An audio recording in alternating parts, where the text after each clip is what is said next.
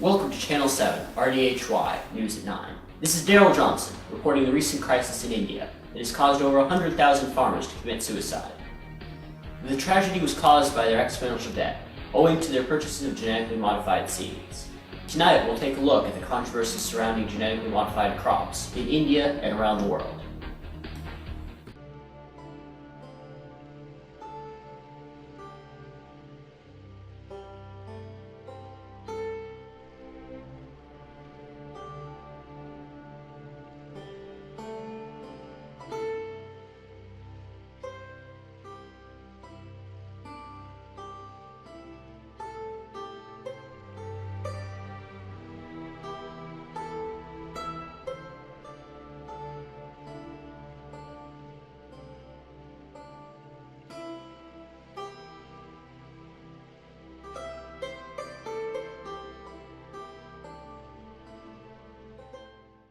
Over the past years, 125,000 farmers have committed suicide in the Vidarbha region of India, causing it to be known as the suicide belt. The source of these extreme acts is said to be Bt cotton, a new variety of cotton with built-in pesticide to combat the bollworm, a common pest in this region. This cotton was sold to farmers by biotechnology companies who have been striving to produce genetically modified seeds for over a decade. Let's turn to our investigative reporter, Jim Carlson, and find out more. Thank you, Daryl. Global dispute over genetically modified organisms has been a major concern of many countries ever since the approval of flavor-saver tomatoes in 1994. These tomatoes were developed to have a longer shelf life by Calgene, a Davis, California biotechnology company. Although these tomatoes were unsuccessful due to their mounting production costs, they marked a beginning in the history of GMOs. Ever since then, scientists around the world are striving to produce products with beneficial features. The process of genetic engineering is the technology of preparing recombinant DNA by cutting DNA molecules and splicing together fragments from more than one organism. Traditionally, to get the organisms to have desired traits, crossbreeding was necessary. Crossbreeding is when pollen from one plant is transferred to a similar plant to produce an offspring with a new combination of traits. The more modern method is gene splicing, where specific genes with desired characteristics are spliced into a receiving organism. The donor organisms can vary widely from the receiving organism, including plants, insects, bacteria, and animals. For example, a gene from an Arctic fish with resistance to freezing temperatures can be spliced into a tomato. The result would be a tomato with resistance to fairly cold temperatures.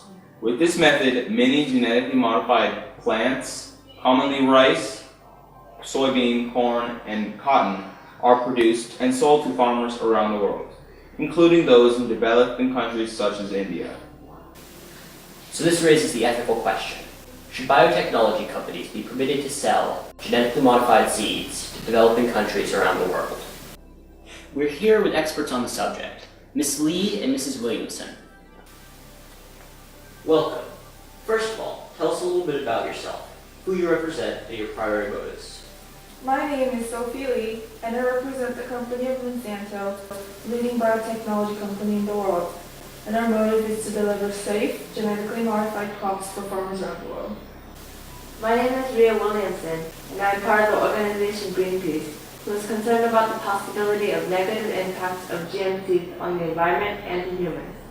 There are some that question the safety of genetically modified crops. What is your standing on the issue? There are many negative factors to GM seeds that may or may not be immediately apparent. For example, considering we are on the subject of Bt cotton, there have been documented health risks. The toxin Bacillus thuringiensis is thousands of times more concentrated when inserted into the plant. The pesticide sprays need to be in an alkaline environment and with insects' gut to be activated. When scientists engineer Bt crops, they usually remove the part of the gene that codes for extra amino acids that make the toxin inactive. The evidence suggests that the toxins can be continuously produced in the plant, increasing the risks of toxic poisoning. The spray-on pesticides can be washed off, whereas the toxins are stored within the very cells of the plant. It's potentially more dangerous for the consumer.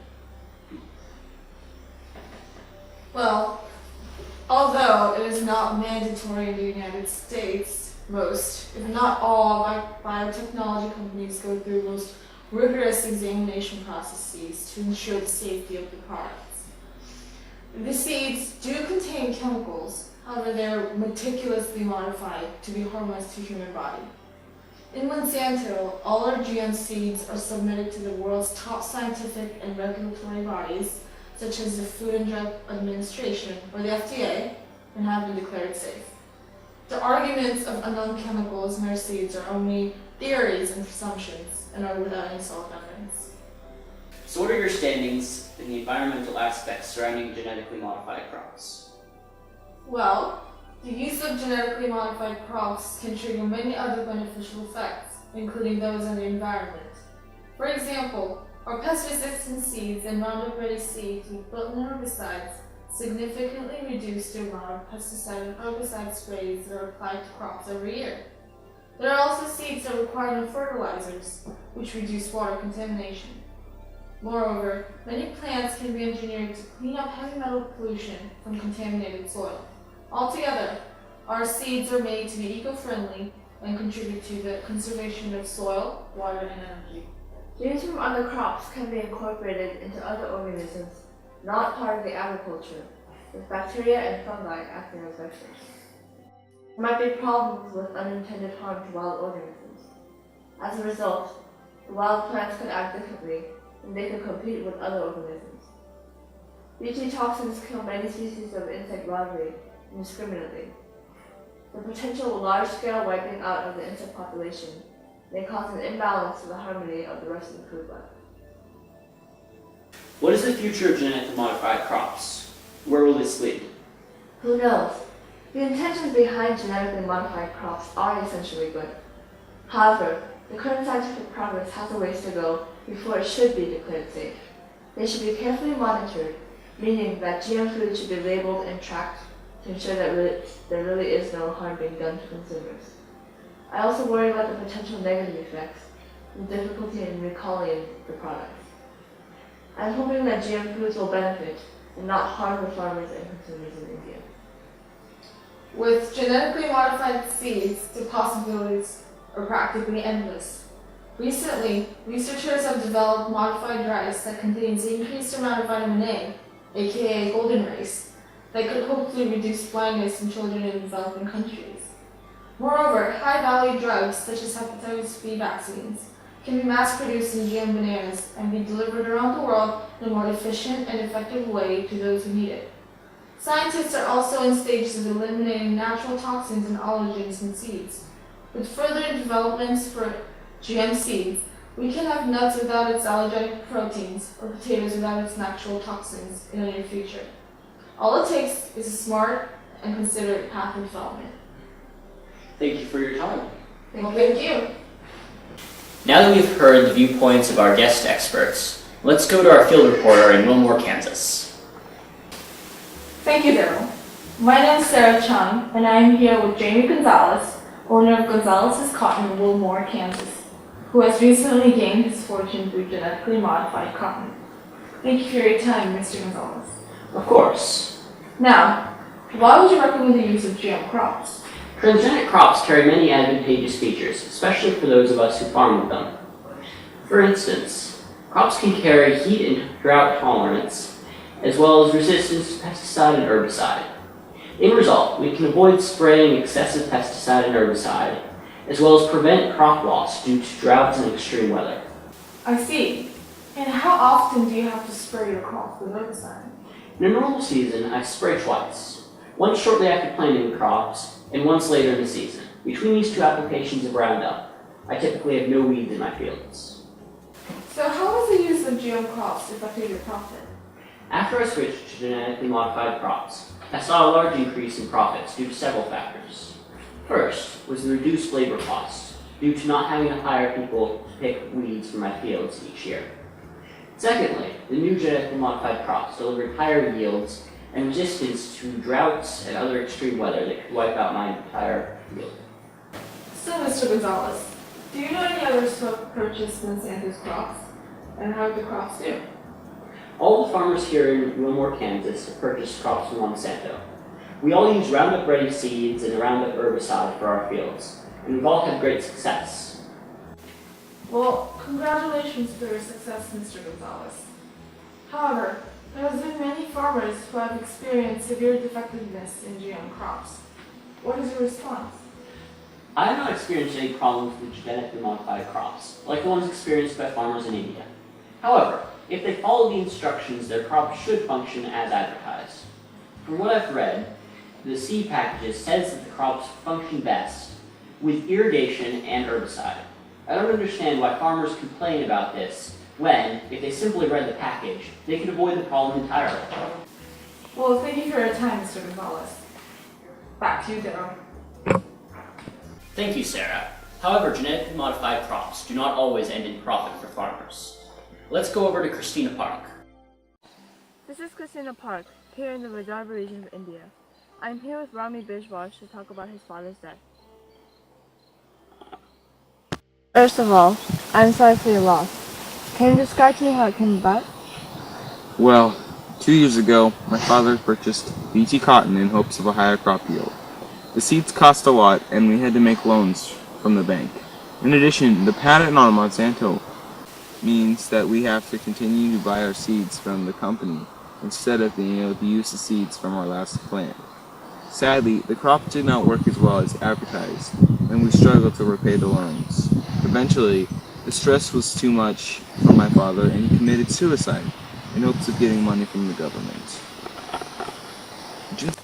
What caused the BT cotton to fail? At first, the cotton was doing well, but as the season progressed, the crop started to wither and die out. We went back to the store and we were told that the BT cotton needs twice the water regular crops do. In the state of Maharashtra, there is not much irrigation, so we are forced to rely on rainwater. Because the cotton needs more water, we cannot satisfy its needs. In addition, bollworm have developed resistance to the pesticides that have been inserted into the cotton, allowing them to do lots of damage to our crops. Do you know if any others have purchased Monsanto's crops? How did they do?